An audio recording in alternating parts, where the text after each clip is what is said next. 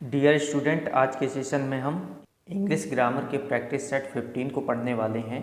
तो चलिए स्टार्ट करते हैं आज के सेशन को। फर्स्ट सेंटेंस दिया हुआ है, Italy is filling the blanks European country. तो आप यहाँ देख सकते हैं कि यहाँ पर आर्टिकल का यूज है ए एन और द का। तो यहाँ सबसे पहले हम समझेंगे कि यहाँ पर ए का प्रयोग होगा, एन का या दा का प्रयोग होगा। तो आप इधर देख सकते हैं, अगर साउंड की बात करें तो यहाँ पर ये साउंड आएगा यूरोपियन, या का साउंड बन रहा है और ये कॉन्सोनेंट है। तो इस कारण से कॉन्सोनेंट्स पहले ए का यूज होता है। तो हम बोलेंगे Italy is a European country. Maximum student यहाँ पर एक मिस्टेक करते हैं कि इसे ई देख करके, ई वॉवेल है और वॉवेल को देख करके एन का यूज कर देते हैं। तो ऐसा यूज बिल्कुल नहीं करना है, हमें इसका साउंड चेक करना है, उसके बाद यहाँ पर आर्टिकल का यूज करना है। इसका नेक्स्ट सेंटेंस दिया हुआ है, he did not buy filling the blank sugars from the shop. यहाँ पर सम, एनी और मैनी 3 ऑप्शन दिए गए हैं। तो यहाँ पर आप जब देखेंगे कि ही डिड नॉट, तो हमेशा याद रखना है कि जिस सेंटेंस में नेगेटिव सेंटेंस हो या इंटेरोगेटिव सेंटेंस हो और ऑप्शन में एनी क्वांटिफायर्स दिया हो तो वहाँ पर एनी का प्रयोग करें, यह एक ट्रिक है। तो he did not buy any sugar from the shop, उसने शॉप से शुगर नहीं खरीदी है।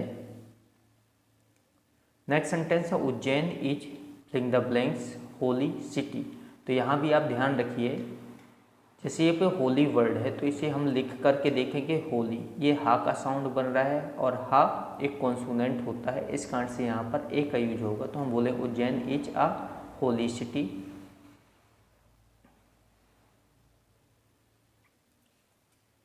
नेक्स्ट सेंटेंस है, filling the blanks book you want is out of print a and the. Maximum student क्या करेंगे कि इसका साउंड चेक करेंगे और यहाँ पर ए का प्रयोग कर देंगे। तो ऐसा बिल्कुल नहीं करना है। सबसे पहले सेंटेंस को ध्यान से समझना है कि आर्टिकल का यूज कैसे सेंटेंसेस में होता है। तो इस सेंटेंस को अगर समझेंगे तो इस पर लिखा हुआ है, filling the blanks book you want is out of print. जो बुक आपको चाहिए वह आउट ऑफ प्रिंट है। तो यहाँ पर बुक क्या है, एक नाउन बेस्ड सेंटेंस है और जहाँ पर नाउन बेस्ड सेंटेंस होता है तो उससे पहले दा का प्रयोग होता है, क्योंकि यहाँ पर विशेष बुक है जिसकी बात हो रही है वो आउट ऑफ प्रिंट है। तो इस कारण से यहाँ पर दा का यूज करेंगे। तो यहाँ हो गया, the book you want is out of print. Next sentence है, she is filling the blanks MBBS from Delhi University. Maximum student इस प्रकार के सेंटेंसेस में एक मिस्टेक करते हैं, देखते हैं कि यह किसी डिग्री है या पोस्ट है तो उससे पहले दा का प्रयोग कर देते हैं। तो ऐसा बिल्कुल नहीं करना है, हमें आर्टिकल के वही बेसिक रूल्स का यूज करना है। जैसे यहाँ पर दिया MBBS, तो आप इसको लिख करके देख सकते हैं MVVS। तो हमें इस पर जो साउंड मिल रहा है वो वॉवेल का मिल रहा है, ए है, और ए के साउंड से पहले हमेशा एन का यूज होता है। तो हम यहाँ करेंगे, she is an MBBS from Delhi University. वह MBBS है दिल्ली यूनिवर्सिटी से।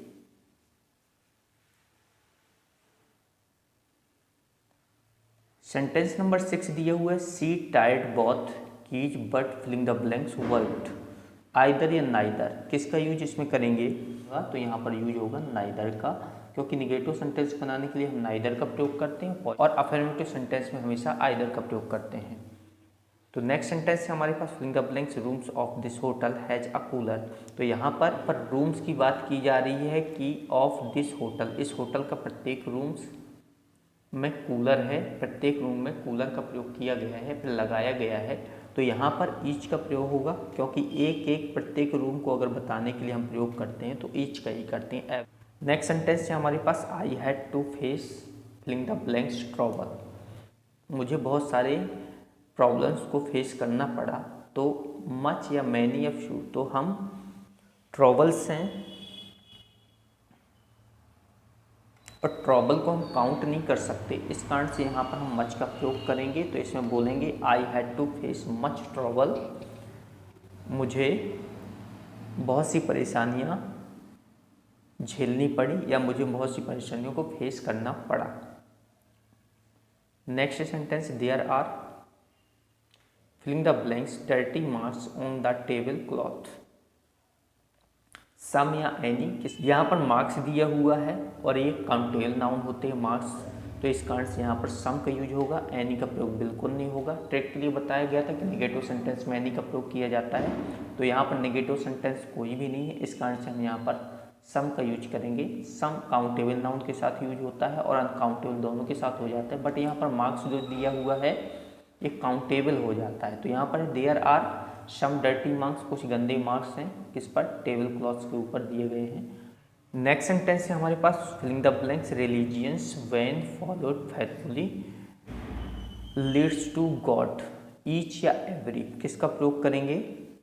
तो सबसे पहले सेंटेंस को समझने की ज़रूरत है। यहाँ पर दिया हुआ है फिलिंग द ब्लैंक्स रिलीजियंस, मतलब प्रत्येक रिलीजियंस, कोई भी धर्म जो है वह अपने गॉड को लीड करता है, फेथफुली लीड करता है। तो यहाँ पर ईच का प्रयोग तो नहीं होगा क्योंकि एक एक काउंट करके नहीं बताया गया है, यहाँ पर एवरी का प्रयोग होगा, एवरी रिलीजियंस, क्योंकि सभी की बात की गई है एक साथ। तो every religions when followed faithfully leads to God, यहाँ पर एवरी का यूज हो जाएगा।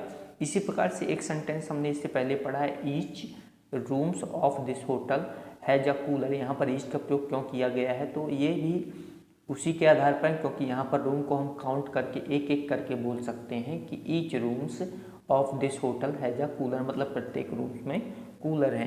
तो इसको ध्यान रखना है कि ईच का प्रयोग हमेशा एक एक करके काउंट करके बताने के लिए किया जाता है, जबकि एवरी का प्रयोग सभी को एक साथ बताने के लिए किया जाता है।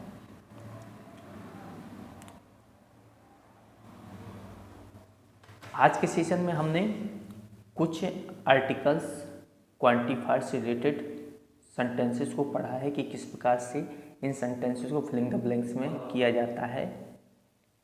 आई होप आज का सेशन आपको समझ में आया होगा। यदि आपने अभी तक हमारे चैनल को सब्सक्राइब नहीं किया तो हमारे चैनल को सब्सक्राइब कर दें, वीडियो को लाइक करने को शेयर करना बिल्कुल ना भूलें।